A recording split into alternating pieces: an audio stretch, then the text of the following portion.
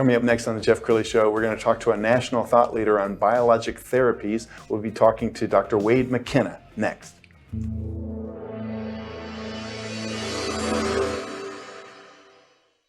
Many are predicting that the worst is yet to come, which is unfortunate, said one person here.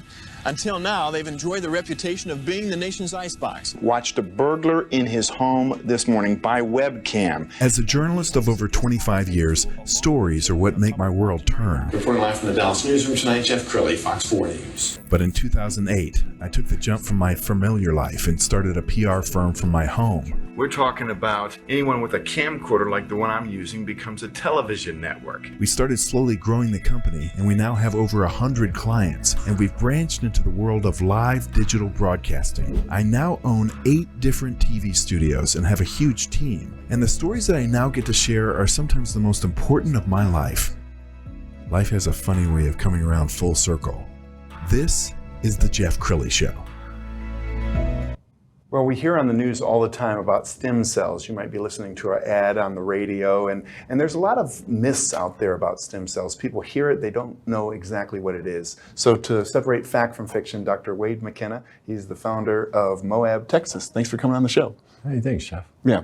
First, a little bit about your background. So you're a board-certified orthopedic surgeon.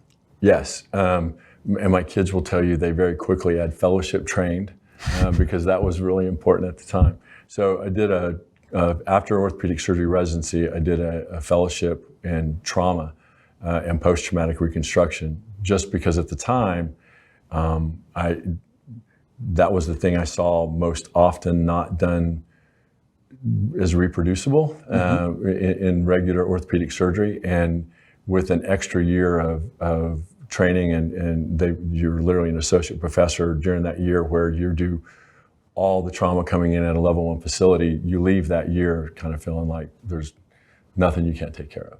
Yes. And so that was really important to me at that point. But now, 90% of what I do as an orthopedic surgeon is a 6-inch putt. But you don't want to be going to someone that's operating at the top of their competency anyway. So I think the trauma fellowship, even though now I don't take active trauma call at any big facility anymore, my life is better. It's still important to have that as a background. And your practice has really shifted in the last few years to stem cells. Explain that. Yeah, so it very quickly, as especially in trauma, because the very first use of autologous, meaning from you, stem cells from bone marrow, was in fractures that no matter how, I hate when Western medicine takes the attitude, and a lot of patients take the attitude that surgery is going to fix something. Surgery doesn't fix something. It gives it an opportunity to heal, but it doesn't heal anything. The body has to heal. And so in trauma, there's a significant amount of subset of what we do that never really heals. And you would get these fractures in that someone else had already put a plate, a rod, screws. They had 4 or 5 surgeries. They devascularized all the soft tissue, and they send it to the fellow to make it heal. And you had to start searching for how do you prompt the body to do what it was supposed to do. Surgery becoming less invasive has made a huge difference, and that's been a huge trend over a long period of time. But less invasive sometimes just means a smaller scar. It doesn't mean it was less harmful to the tissue. And so what we figure out very quickly is, and what became my big passion, was how does the body actually initiate healing, and what cells do that. And so in my trauma fellowship has been a long time ago. I was a trauma fellow in Tampa at 95, 96. And that was exactly the same year that a guy named Arnie Kaplan, a professor, named the bone marrow what we used to call pluripotential undifferentiated adherent cell. He named it the mesenchymal stem cell in 1995. And so before 1995, it wasn't called a mesenchymal stem cell or a stem cell. It was just, there was a really long name because we name things in medicine based on what they do. That became very interesting very quick because that is unlocking how the body would heal. As a trauma surgeon, more than anything, if I want to heal you, I need to understand the pathophysiology of how your body wants to do it and try to find ways to augment that. Some of the very first uses published in stem cells were to take fractures that didn't heal and make them heal, and really complicated fracture patterns, and give them a higher incidence of healing. And that's been really well published for over the last 20 years, extensively. I mean, my initial development into the stem cell market was to find an easier way to get to bone marrow stem cells. And if it was still, and everyone has heard a bone marrow harvest story that hurt worse than the surgery, or that wasn't, the amount of pain I had. So what we had to do first is make bone marrow easy to get to.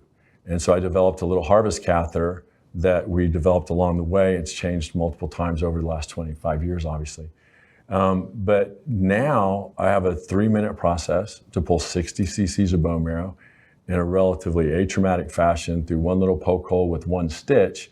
And then we take that 60 cc's of marrow, process it in a machine that separates the cells out we want in 25 minutes. And so by the time that surgery is over, or by the time that the patient needs a little bit of dope, we can take those stem cells and employ them to wherever your injury is to help you turn back on that healing process. Yeah, and it's absolutely a medical breakthrough. I went on your website and there's all these great testimonials. Let's go ahead and roll one. Kent, a military veteran, was very active, and along the way he damaged his shoulder so bad he could not even lift up his arm. That is until he had a procedure by world-renowned stem cell therapist, Dr. Wade McKenna, who practices right here in the Dallas-Fort Worth area.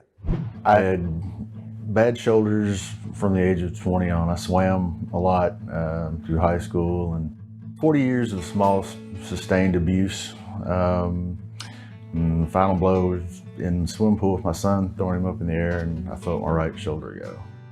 Kent is a young man who worked out incessantly. I mean, he's huge. He's always been huge. He's a Marine. And we were talking one day, and he said, man, it's just hurting so bad that when he went to get something off of a low rack, his shoulder would just almost pop out. And finally convinced him that he probably needs to not wait any longer. And we got MRI of his shoulder. He called me after the MR was done and asked me, what in the world did you do to your shoulder? I knew there was a rotator cuff tear and a labral tear, and it turned out to be a glenoid fracture and all kinds of other stuff.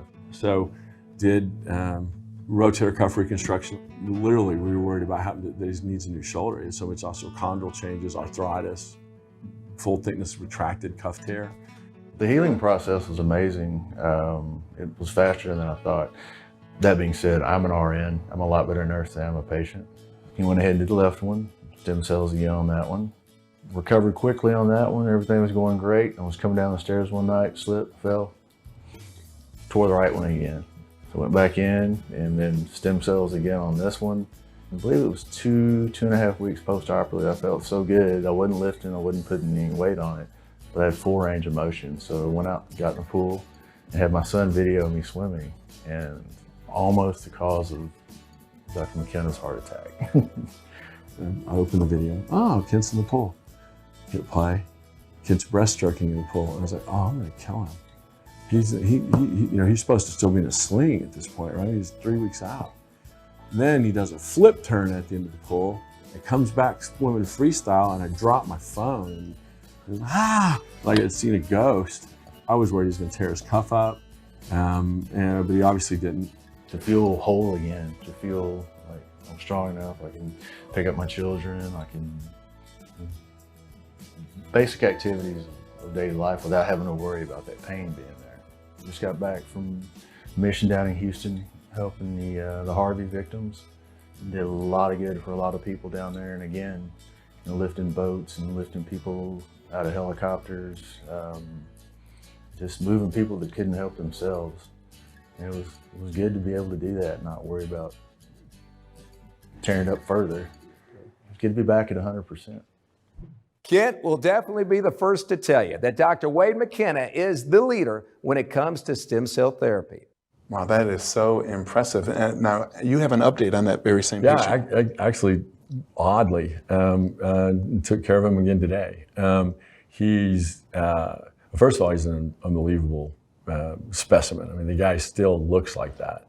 And it's the hard part about going through what he went through with tearing up both shoulders and tearing up one shoulder twice is that you decondition a lot. With traditional approaches to medicine, they're going to keep you in a sling for 6-8 weeks. You're going to be in therapy forever. With what we do, especially with what's published on rotator cuff, we can augment your results. So I normally get people out of sling within the first week to 2 weeks. Even the next day, they take the sling off to eat, even after a cuff reconstruction, because we're going to trust my repair.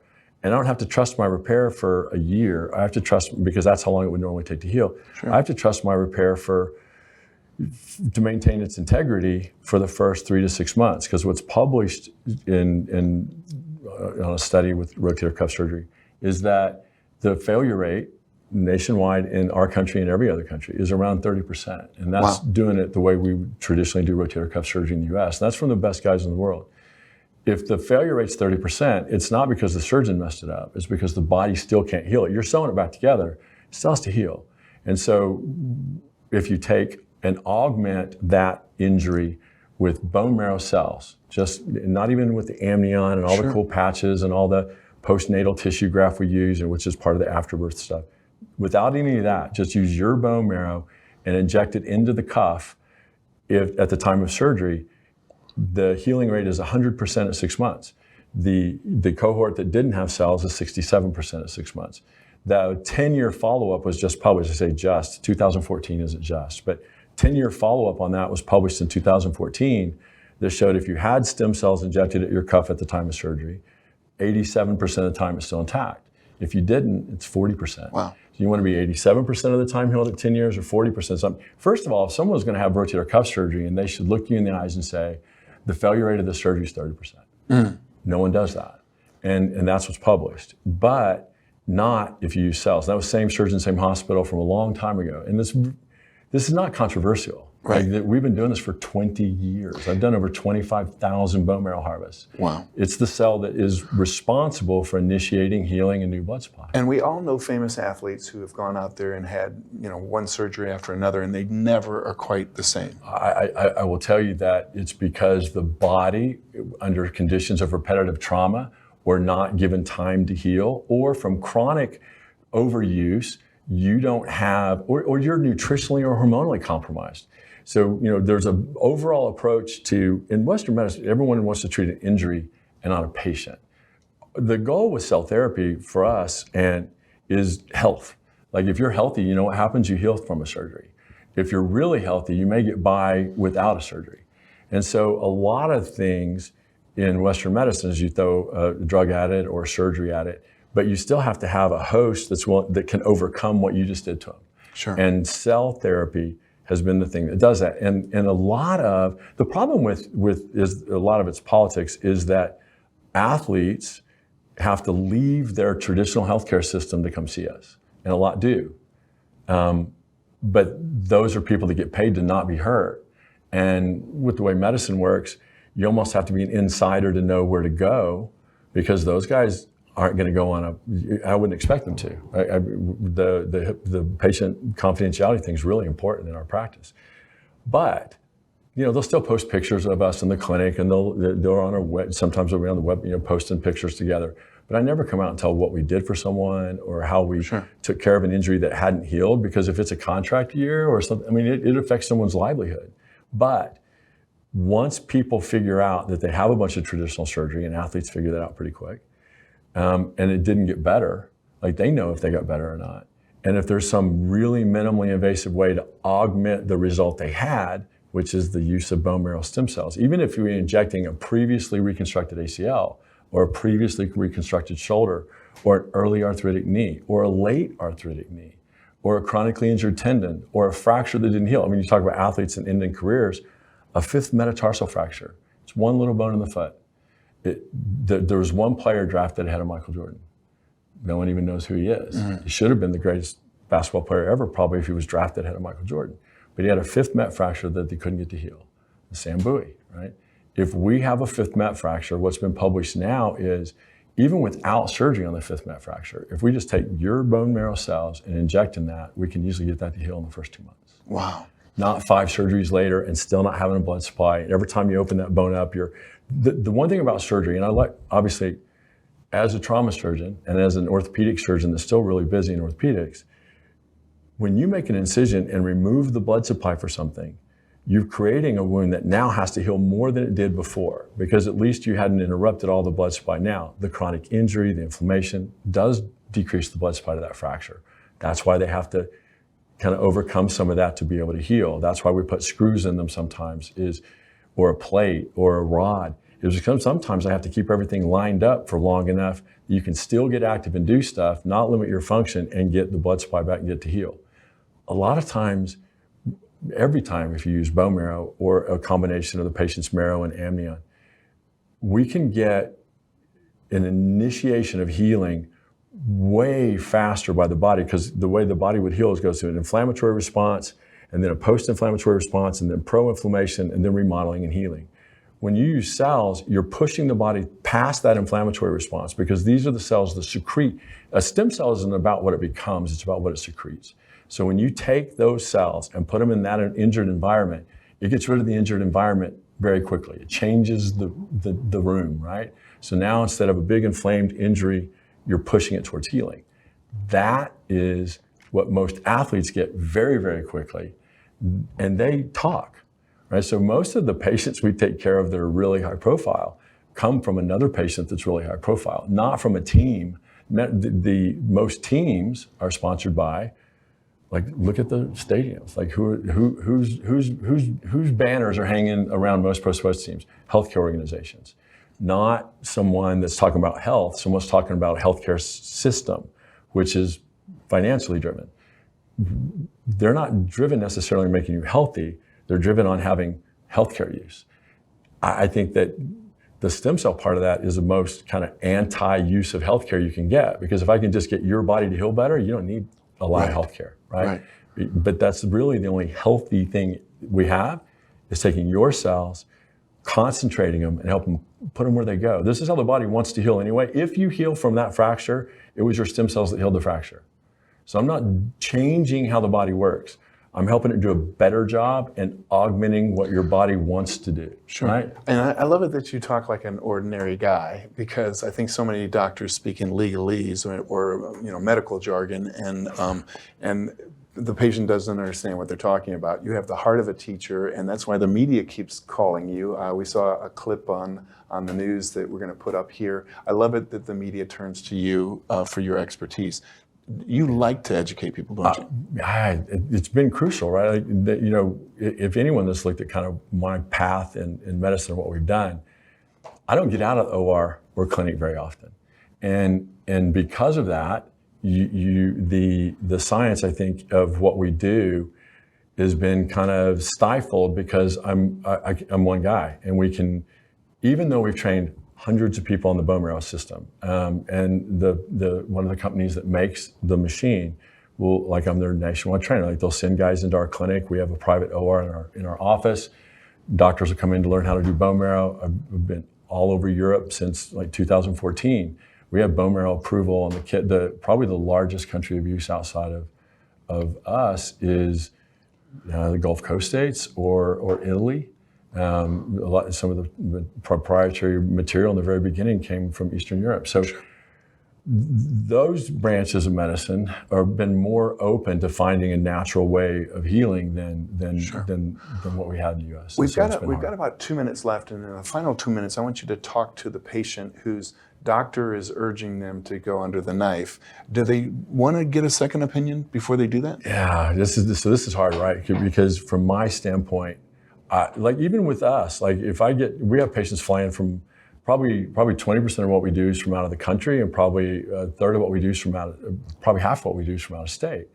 And there are plenty of people that come in with locking, catching, giving away in a knee that just is arthritis. Well, if it's just arthritis pain, you don't need to clean that up. I just need to help you heal more cartilage in the knee. And what's published is if I put bone marrow stem cells in your knee at 6 months, you have on average 20% more cartilage than you had before I did that.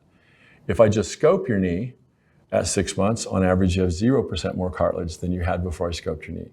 But where a knee scope comes into play, if you have a bunch of mechanical symptoms, you have a big loose piece floating around, you have an unstable tear, I don't want to waste those cells on something that's not going to make better. So I'll still apply some of you want both parts of me in some situations, right? You want the traditional surgery side where I'll stick a scope in your knee, clean everything out, get rid of the tears, get rid of all the loose pieces, and kind of prep the environment for your stem cells. And most of the time, if I'm doing a scope on someone, we apply the bone marrow at the time of the arthroscopy, and then we'll follow them up later with some secondary injections, depending on what our goals are. So I think that surgery, if someone's going to be able to look you in the eye and tell you real outcomes, great. But there's zero downside, and that's where I don't get the narrative on the stem cell part of what we do. It lowers the infection rate in every study ever published. There's 6,500 studies published using bone marrow stem cells from the machine that we use. There's never been an untoward result. The infection rate's always lower in the treated group than the non-treated group. So at the very least, if you're cost conscious even, because the cost of an infection is a disaster to the healthcare system. If you're just cost conscious, the use of cells to overcome your infection risk should be a big deal. But the use of bone marrow to overcome the healing challenges that your body have is the best use ever. And so from my point of view, I would always ask, do you use cell therapy, or do you use biologics, or can you harvest my bone marrow to augment my cuff repair, or what would be your strategy on helping me heal better, right? I mean, sometimes it's as easy as nutritional and hormonal kind of optimization for a patient to make it where they're a better candidate for surgery, right? And you just want to, if you're going into surgery, what you want to make sure is that you're giving yourself the best chance of getting better with the least amount of intervention and the least amount of downtime. And downtime is lowered with mobilization. In fact, the faster you're doing stuff, the less time you're down, the easier it is to get blood supply going, get rid of swelling. And all that is kind of crucial in moving you along. Biologics change your traditional outcome, your traditional downtime, by increasing blood supply and making it easier for you to be able to get over the intervention, right? Thank you so much for sharing your wisdom with the world and saving lives. We're going to end with the website, which is moabtexas.com, the great Dr. Wade McKenna. Thanks for coming on the show. Thanks, Jeff. That's it for now. We'll see you next time.